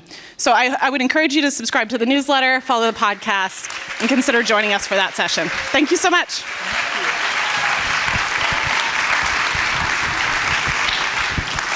Okay, so we're going to try something new. So when you came in this evening, many of you, all of you were given cards, and on those cards they have I am seeking and I would like to gain. And this is called the Bold Exchange, and we're going to match 2 live tonight. But if you haven't already done so, please click on the QR code. We'll show it shortly. And please sign up. So these are the cards I'm seeking and I can offer. And so Kate and I are going to try this. We haven't practiced, so bear with us. So, do you want to start? Yes, live, right now. So we got these cards for those of you who did them and posted them. So Cecilia Ambrose has offered mentorship, design AI, tech, and leadership. So she's offered some mentorship, and we've taken a look at the board, and we have found someone to match her to. So Anisha, I may get this wrong, Bissaraway, who is also seeking mentorship for leadership. So if you two are still here, please go to the Bold Exchange board on your way out and meet up there. We'll also connect you by email. And we have one more. Wait, stand up right now so you can just see each other. Are they still here? Are they still here? Oh. Okay. So one connection made. Okay, the next one is Vicki Mitchell. She's I know Vicki, she's amazing. Is she here? She is offering 3 career coaching sessions free. So that is something you like, very valuable. And you know what? Koshina Tova is seeking mentorship and career coaching. So there you are, another great match. Meet at the Bold Exchange. So before we finish, we always have to do thank yous because it takes a village to put this this show on. We're not finished for the night. So. We have 2 more performances, 1 speaker and a performance. But I do want to thank our amazing speakers. They are... Every single one of them, they are an example of an everyday woman doing extraordinary work in service of others. And we bring them here to inspire you, to motivate, to activate, because when we see people like ourselves doing amazing work, it ignites us. It means that we think, I could do what she's doing. And so that's the point, and that's the value that they give to us. In addition, I want to thank everybody else. It takes a village to put on this event. Molly Klein, she's over there in the orange shirt. She's our event producer, board member extraordinaire. And this is the result of her and her team and all her hard work. Be Bold girls, weren't they amazing? So, Stella, Nicole, Terry, Katie, the Be Bold girls coaches, I know they're here tonight. All the work that you did to get just 3 of the girls that we are putting through the Changemaker Hackathon and Accelerator program. You know, they are amazing.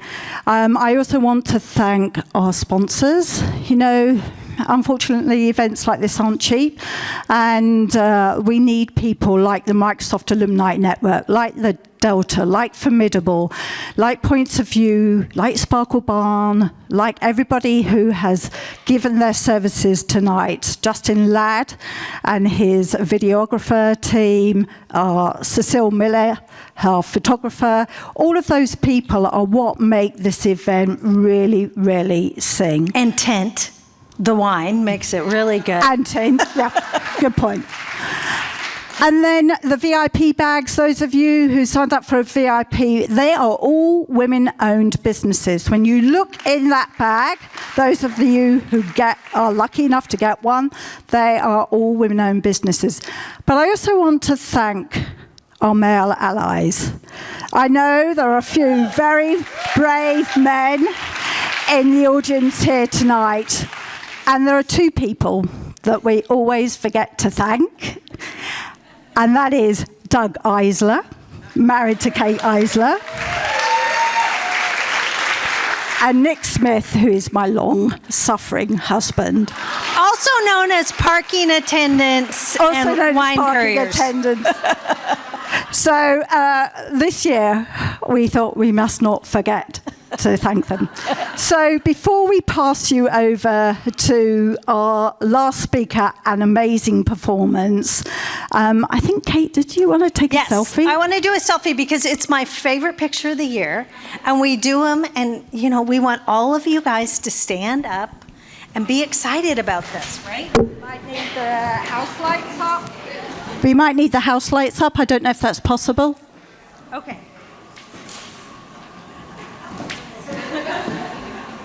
All right, everybody. I think everybody needs to cheer about Be Bold. Okay, after 3, Be Bold. Oh my God, the boys are. Ready? 1, 2, 3, Be Bold. Okay, one more time. Okay, now. 1, 2, 3, Be Bold. All right. Thank you all. Okay, next. Thank you for the time.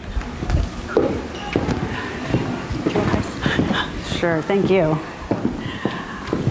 Our incredible next speaker is absolutely redefining the word impossible. Lei Wang is the first Asian woman to complete the Explorer's Grand Slam. And what that means is she's climbed the highest peak on every single continent on the planet and skied the North and South Pole. Here's what matters more, is she did not begin fearless. She started uncertain. Lei teaches us by example that bold action doesn't follow confidence, it creates it. So without further ado, please welcome Lei Wang to the stage to talk about Before It Feels Safe.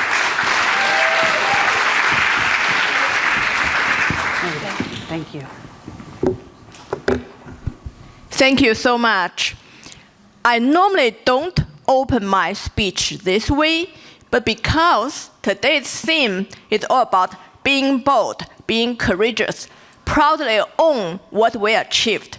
So I'm going to share a little story I normally don't share on big stage. So for a long time, I knew I was the first Asian woman to complete the Explorer's Grand Slam.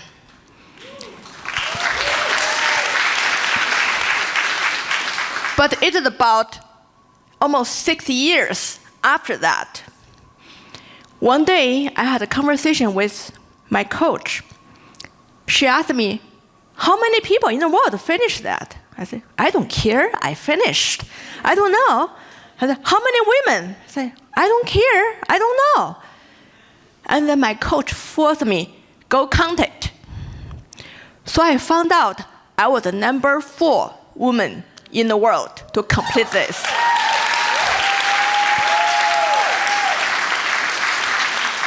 I share this because for so many years, I didn't share the stories about what I have done.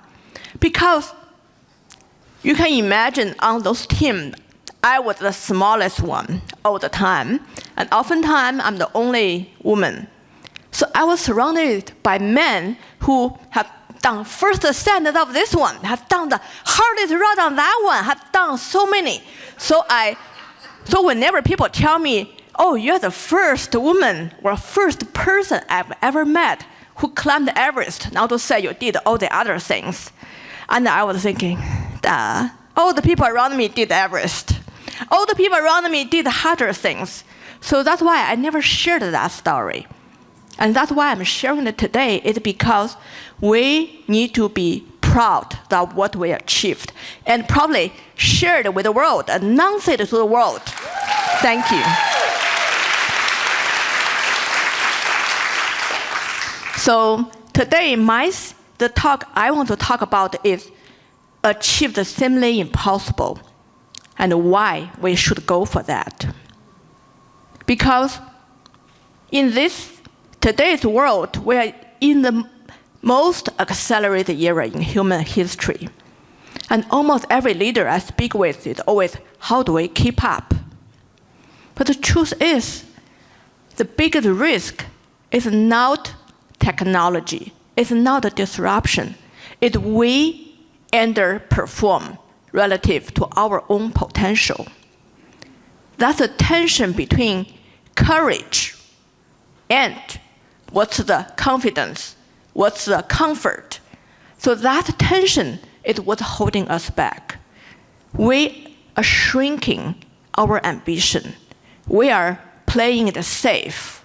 We're trying to protect what we have, when actually what we need is the bold, courageous leadership. Because I was once in that gap. Back more than almost 20 years ago, when I was in my 30s, I had on the paper everything you call success. I just graduated from Wharton with an MBA degrees. I was working in a prestigious finance job. I lived my life like everyone thinks it's a dream. However, something inside me felt off, and I couldn't name it. Then one night, after one long, exhausting day, just another day like any other day, I had a flash of fear. If I keep on living my life like this, I could see myself in a wheelchair in 10 years. That scared me. And then I came across a mountaineering documentary. Watching those heroic mountaineers making those heroic efforts, I just had this wild daydream thinking, what if I go after something totally impossible, like climbing Mount Everest? Maybe that will bring me back to life. And in case you didn't know, I grew up a typical Chinese kid. I was a city kid from Beijing, book nerd. I had no clue about anything related to sports. So in fact, the first time I came to Seattle, I saw Mount Rainier, and I asked my friend, that cloud looks really weird. I didn't know mountain can be climbed. I thought that's only something you see on the photo in the museum. So when I had that wild daydream, all my colleagues laughed at me. They all had bigger daydreams about conquering the whole world or go to other planets. And yeah.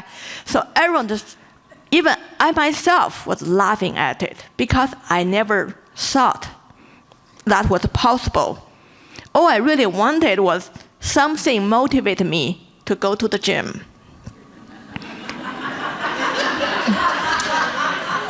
So I joined the gym, then a running club, then hiking groups. So before I knew it, climbing became my passion. And for the next 6 years, it's not just about fitness. It actually became a personal journey to discover who I am, what's my value. Because the biggest struggle, people always like to ask, oh, how's it on the mountain? What's the most dangerous moment? What's like the big things? But the hardest thing was to get to the base of this mountain. That took me 6 years. 6 years of doubt. 6 years of reshaping my life around one dream. Because think about it, at that time, I was carrying a heavy student loan. Just graduated from MBA, and I came from a traditional Chinese background. My parents were panicking. We raised our daughter to go to America, to go to the best college, to get the best job. What are you doing with your life? You're trashing everything. So for me, the question was always, am I doing something wrong? Then what is right? What is wrong? Why am I supposed to follow that so-called track? The tracks of success, the career track. Who said I should be doing this job? So I started to question everything and wonder, who made all the decisions about my life? So on the surface, I made decisions every step because my parents gave me the whole freedom to choose what I want to do, what do I want to study. But I realized the choice was shaped by expectations. I wasn't painting my life on a blank paper. I was choosing my life between school B, school C, or job A, job B, job C. Okay, which one is the best school? Which one is the highest paid job? Which one is the best life? I was only choosing among the expected tracks. So discovering my passion in mountaineering was the first time in my life I ran into something called passion, which scared the hell out of me at that time.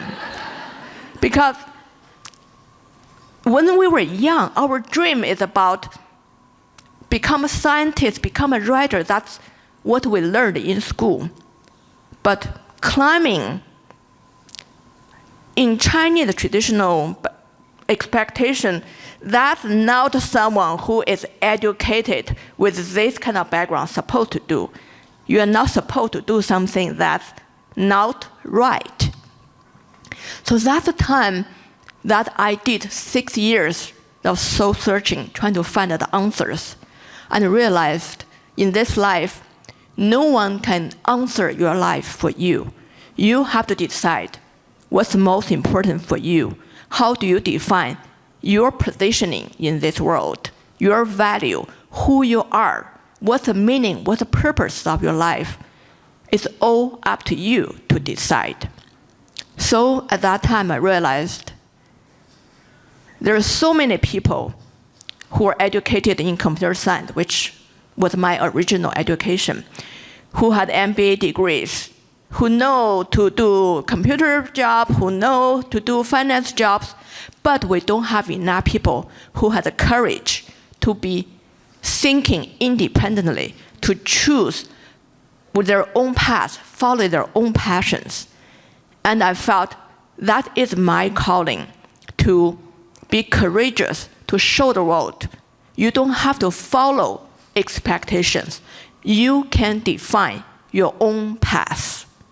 So that motivated me to follow my own heart for 6 years, even though every time when I was using my annual vacations to go climbing, every time when I put on a leave, the out of office leave notice, I tell people, I don't know if I'll come back. literally, right? So I always pay the biggest check that I ever paid to go on an expedition.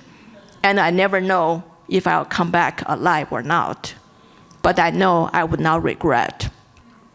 So fast forward many years, when I finally made it to the base camp on Everest, a seasoned climber looked at me and basically said, Lei, you're not going to make it. I was not the strongest or the fastest. And halfway through the climb, I developed a lung infection and was sent down. So for 5 days, I wondered, is this the end of my dream? But what I learned is, we always think we need confidence to move forward. People always wondered, do you know you're going to summit? Do you believe you're going to summit? No, I had no clue. But you don't need confidence to start. You need courage to start. Thank you.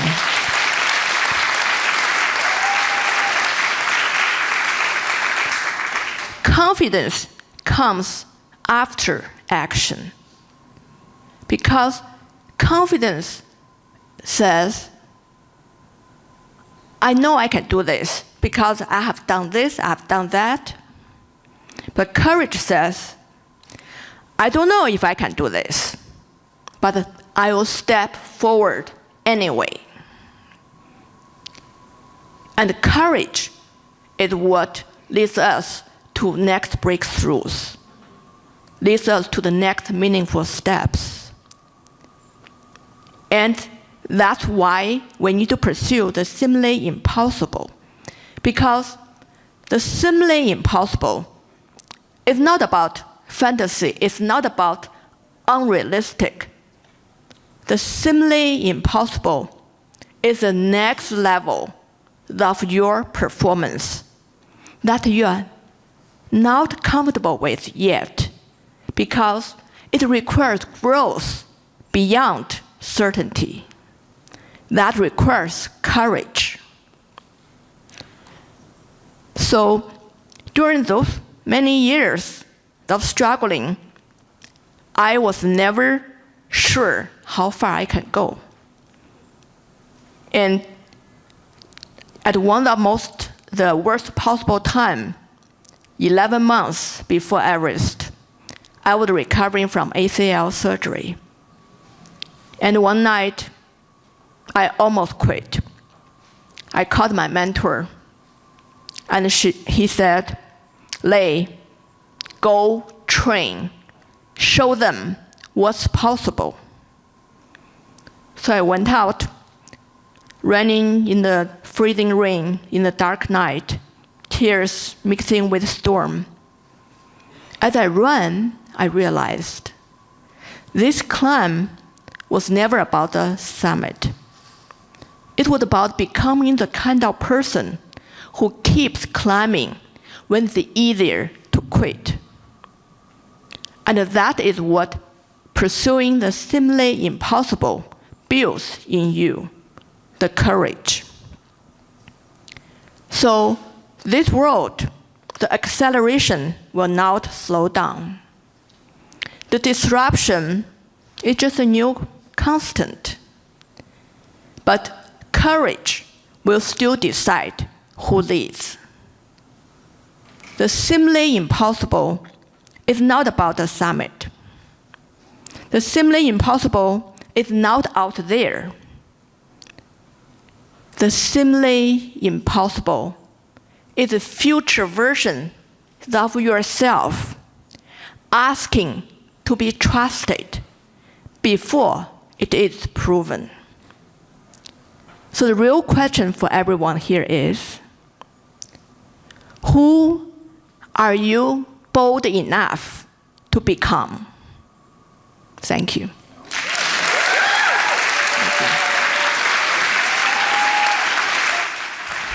That was amazing. I'm really proud.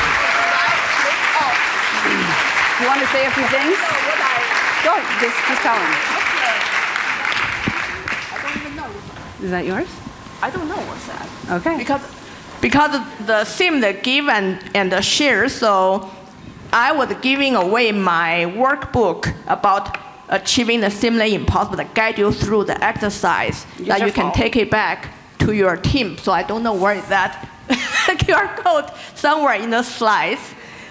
I don't know if that's mine. So the next one, it says stay connected.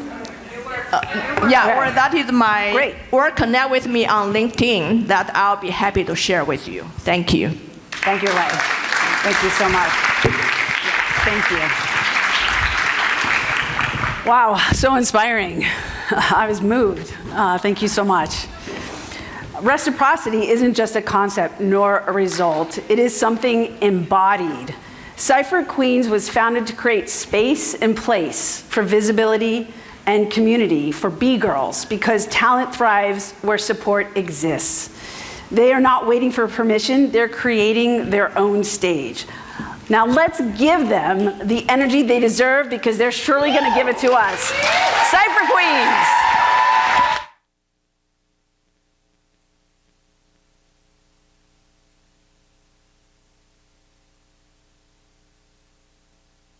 They told her there can only be one queen. To place atop their stack of mattresses, they said her bones are sensitive, pull her by her marionette strings.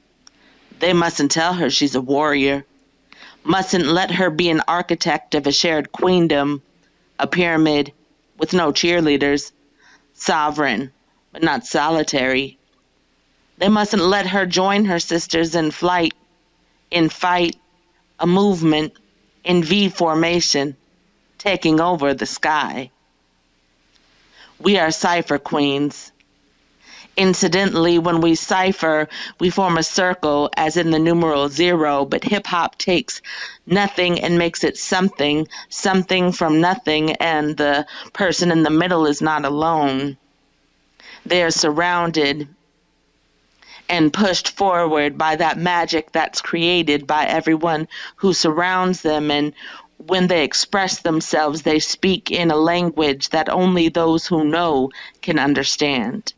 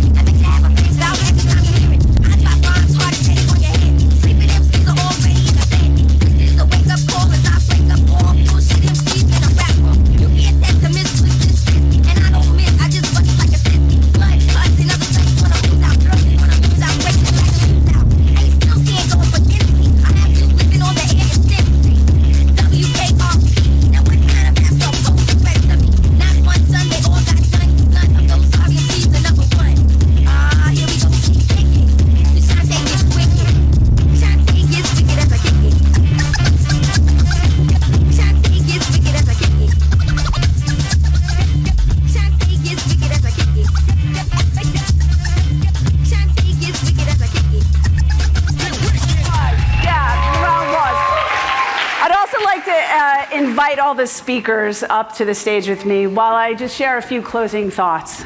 Come on up, please. Right here tonight, we learned what happens when women give boldly. Yeah, come on. When women give, we prove that ideas expand and the systems in place get healed, the very fabric of it. When women give, we proved that doors open, even doors we didn't even know existed. And when women give, we prove that communities rise, no matter what our identity is. So when women thrive, it fuels the nourishing cycle of possibility. So let's just take this further. I want to make sure you can click through these and then go to the QR code. If you didn't get a chance by now, here's your last chance. Please take a look. There we go. I love all those phones up right now. It's perfect. I want to ask you right now, what would you do, like Lei was saying, if you are not afraid? What idea have you been sitting on that you haven't acted on? I actually got, Lei, where are you? You actually brought tears to my eyes. You made me so moved. I feel like I'm sitting on something that I didn't realize I might be. So thank you for that. What would you do? What do you have to give? And what do you need to ask for? This room is filled with a lot of talent, a lot of lived experience. And also, earlier in the program, we were talking about how we're not perfect, and we need community to fill in those gaps. And that's what all of you are. So I want to say a warm thank you. Please, thank you to the speakers, to the performers, to everyone who came. And I want to also say thank you to the men who also came, because there's a saying, we have to stop preaching to the choir and make the choir bigger. So we need to bring everybody along. And so I want to hear you write your bold story next year on this stage. We want to hear about it. So thank you so much, and see you next year. You guys are amazing. Oh, thank you. I love that you're here.